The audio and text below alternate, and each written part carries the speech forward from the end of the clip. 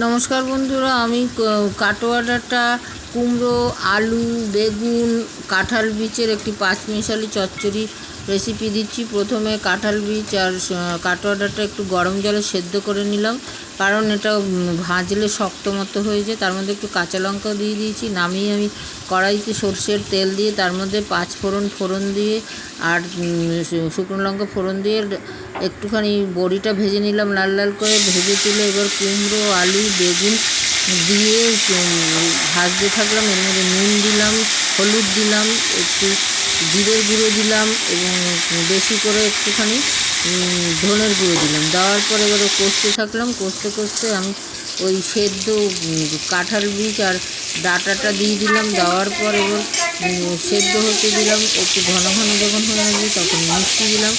নিরামিষ তরকারিগুলো একটু মিষ্টিটা বেশি দিতে হয়, আর কাঁচা লঙ্কা দিয়ে রেসিপিটা করলে বেশি ভালো লাগে। তারপরে যখন পুরোপুরি মোটামুটি শুকনো শুকনো হয়ে আসবে, তো যেরকম খায় কেউ ঝোল ঝোলও খেতে পারে, শুকনো শুকনো হয়ে আসবে তখন নামিয়ে গরম গরম ভাতেও পরিবেশন করা যায়। খেয়ে দেখবেন, করে ভালো লাগবে, আর রুটি দিয়েও খাওয়া যাবে।